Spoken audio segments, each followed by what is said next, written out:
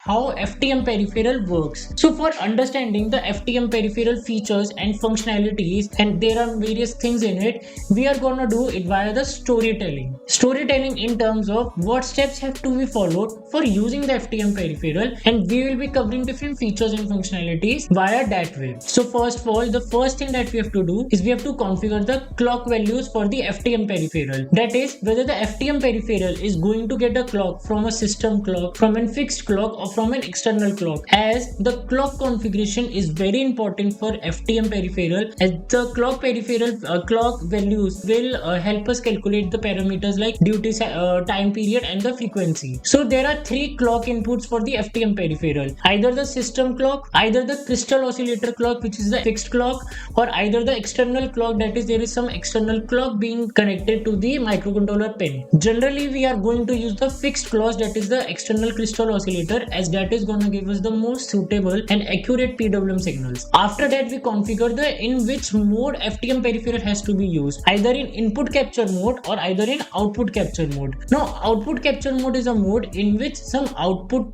would be generated, like some PWM, some signal would be generated from the microcontroller pin or from the FTM peripheral. In the case of input capture, it is gonna sample some of the external digital signals and then gonna calculate what frequency and duty cycle is there of some external signals. In the PWM mode of generation, output capture mode is what is used because we are gonna generate the PWM signals from the microcontroller. So output capture mode is what we are gonna focus and use on this module. Input capture mode will be used in the another module in which we are gonna focus on the ICU, input capture unit MCAL driver. After the output capture mode, which type of PWM signal we are generating? There are three types of PWM signals which we can generate: edge aligned or center aligned, and based on these two modes, either the combined mode, complementary inverted, or complementary duplicate mode. So based on the mode of FTM peripheral will work. These settings are done by setting the values of highlighted bits according to the following table, and these bits are part of these registers. So based on the mode of FTM peripheral will work, and as in this module we are learning and focusing on the PWM signals, so we have highlighted the sections of table that is what is going to be of our concern: edge aligned modes, center aligned modes, and the combined mode and complementary mode. In our functional demo codes, we are gonna do the edge aligned and the complementary combined modes. Now each instance has 8 channels, so every channel has a register by the name of C and SC, of which these bits are part of, and onto which we do the PWM mode configuration. After that, we configure the values into the counters of the FTM. As stated, timer peripheral has 3 counters: max counter, variable counter, and the threshold counter. In FTM peripheral, max counter is named as mod peripheral register. Value put on this register determines the frequency and the period of the PWM signal. Variable counter is the counter peripheral register, and this counter starts incrementing from 0 once FTM peripheral is enabled or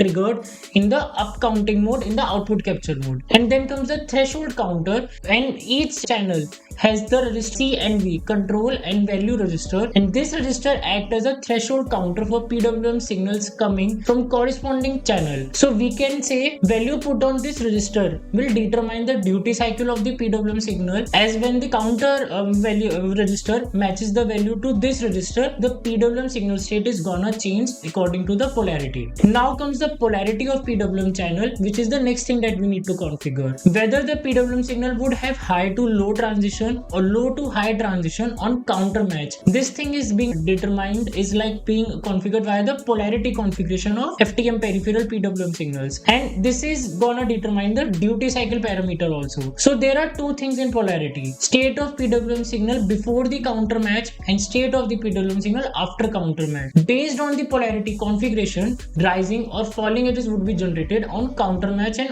counter overflow events. Another important thing is the update on the counter registers and the PWM polarity. You see that counter registers like mod, C and V, and counter very much control the PWM signal parameters, and PWM polarity register bits control the logic level of PWM signals. So FTM peripheral has a feature that when these register values should be updated, either these register values should be updated on software trigger or on the hardware trigger. As you can understand by the software and hardware, in the case of hardware, some external hardware signal like ADC reading or SPI data or any other hardware trigger that we can configure, on that hardware event coming, these registers would be updated. And in software trigger, we can directly write the values to these registers and values will be updated. Another thing comes if we are using the interrupt, then interrupt configuration is also done for each individual channel of different events. By events we mean the counter match event or the counter overflow event. For every channel of FTM instance, there are certain bits in the CNSV registers, and if we set these bits, then interrupt functionality of those channels is on. And when counter match happens, then channel interrupt handlers are fired,